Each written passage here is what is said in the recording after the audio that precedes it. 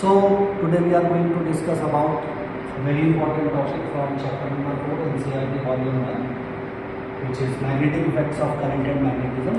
In this chapter there is a topic motion of a charge in a uniform magnetic field. So to start with, let me remind you about a very important thing that we have studied in the beginning of the chapter, which is Lorentz force. And Lorentz force is mathematically given by Q into E plus V cross V. It implies that if a charge is moving in a region of electric and magnetic field, it will experience a force which is called as Lorentz force, and it is given by this expression.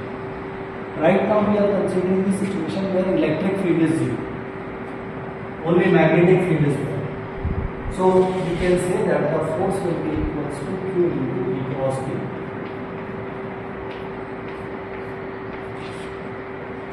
If E equals to 0. And if we just write the magnitude, it would be QEV sin theta, where theta is the angle between V and. So this is the Lorentz force on a charged particle if it moves in a magnet. Now let us consider the first case, which is related to normal incidence. What do we mean by normal incidence?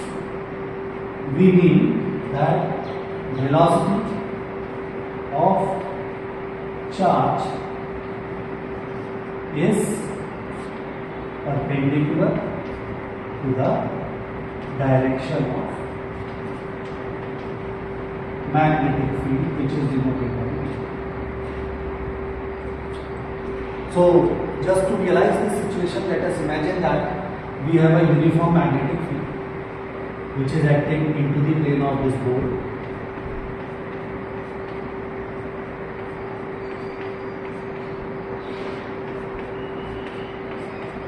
And we have a charged particle. The mass of the charge is m and its charge is q. And let us imagine that the charge was at this point and it has a velocity in this direction. And suddenly we switch this magnetic field direction. So right now we have a charge at this point. The value of the charge is small q, the mass is small m, the charge was moving in this direction and suddenly the magnetic field is switched on. So as soon as we switch on this magnetic field, this Lorentz force comes into play. And this Lorentz force is given by F is equals to QVB sin 90 degree. Because in this case, theta, which is the angle between velocity and magnetic field, is 90 degree. The velocity is towards that side and magnetic field is into the plane outward. So the angle is 90 degree and sin 90 is 1. So this Lorentz force on the charge is equal to QV number. Now what is the direction of this force? So if we wish to find the direction, there is a rule that we have already discussed, that is Fleming's left hand rule, and that says that if we stretch out the fingers in our left hand in this manner, mutually perpendicular to each other, thumb represents the direction of force, this first finger represents the direction of magnetic field, and the middle finger is representing the direction of current. So if any two directions are known to us, then the third direction can be determined by using this rule. Over here, this is the charge Q, and we imagine that the charge is positive and it is moving in that direction. So we consider that there is a current in that direction. So that is the direction of current, FBI. So this finger should be aligned into that direction. The magnetic field is acting into the plane of board, so this finger should be aligned and it is already aligned. Now the thumb is directing into the upward direction. So at this point, the force on this charge will be acting in the upward direction. So this is the Lorentz force. Now this force is perpendicular to velocity. So because it is perpendicular to velocity, it cannot change the magnitude of it. It can only change its direction. So the charge will move into a curved path and suppose it reaches at this point. Now at this point, the velocity is in this direction. Magnetic field is still acting into the plane of board. So again we will apply Fleming's left hand rule. FBI. B is into the plane of board, so this finger is again pointed into the board. charge is going up, so current is going up. So let me move this finger in the upward direction, and this thumb is representing in the left side. So the Lorentz force at this point will act in this direction.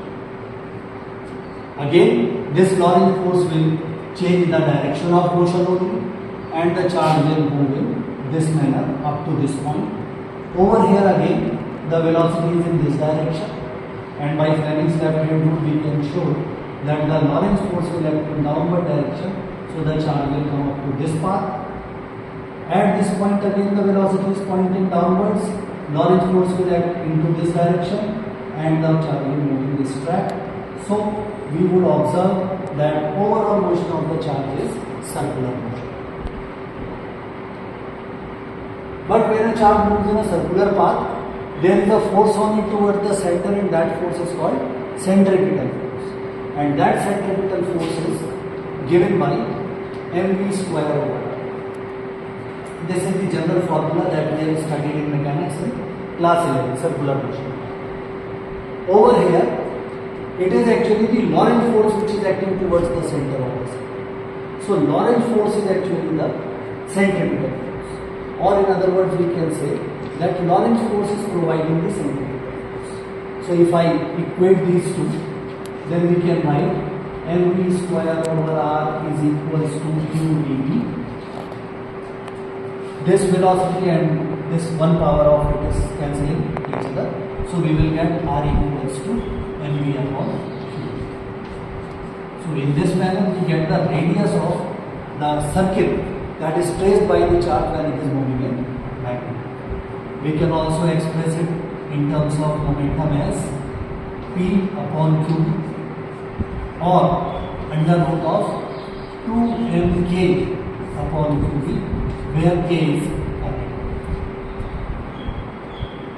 So clearly we are able to determine the radius of the track. So first thing, if a charge is shot into a magnetic field at normal incidence, it will always follow a circular path, and the radius of the circular path will be given by this expression. Now, if we wish to find how much time will it take to cover this circle, so you can easily see that this is a circle, and if a charge is moving in this circular path with a speed v throughout the time, let us consider that the radius is r, then the time taken to complete one full round, which is also called as time period.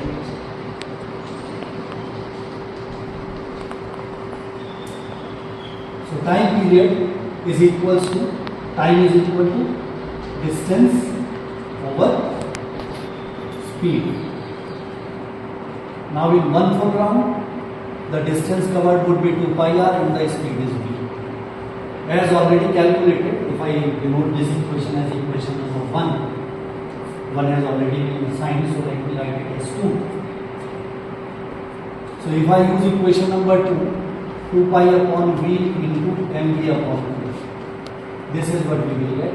We will nullify v and we will left with 2 pi upon. So this expression indicates that the time period is not depending on the speed of the charge. This is quite fascinating. This also gives me a hint that qb upon m is equal to 2 pi by t, and that is the angular frequency of the charge.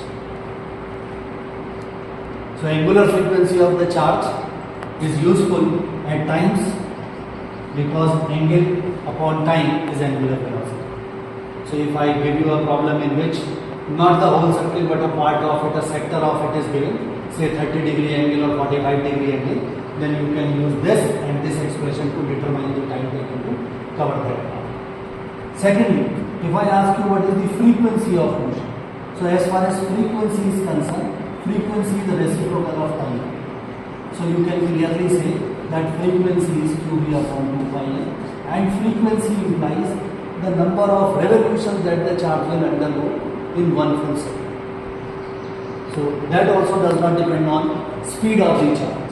So if a question is given to you that a charge is moving into a magnetic field, its velocity is doubled, how will the time period change, how will the frequency change.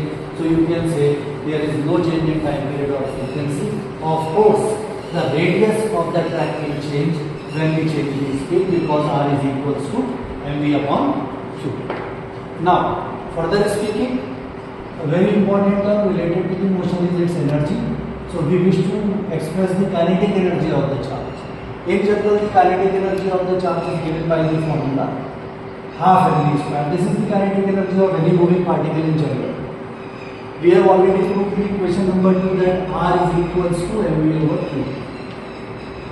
So this implies that v is equals to qbr over m.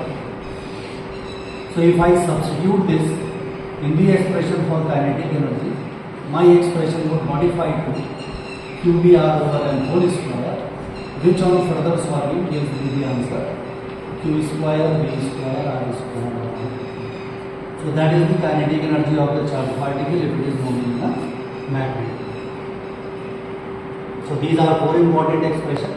This expression is to be seen very cautiously, because at times this is misinterpreted by the student. For example, I ask you, what will be the effect of the kinetic energy if magnetic field is doubled?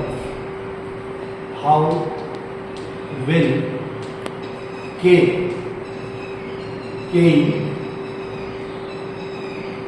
change if B is doubled? So the general answer that most of the students think is that kinetic energy is depending on the square of magnetic field. So if we are doubling the magnetic field, kinetic energy will become 4 times. But that is the wrong answer. Reason being, we have the term of radius over here, and the radius is equals to mv upon qb. So when magnetic field is changed, radius is going to change automatically. If in a question it is said particularly that we are changing the magnetic field, but the radius is somehow kept the same, then you can say that now the kinetic energy will be futile, because an external effect has been introduced due to which radius is not changed. But if you are just changing the magnetic field, then the radius is going to get affected.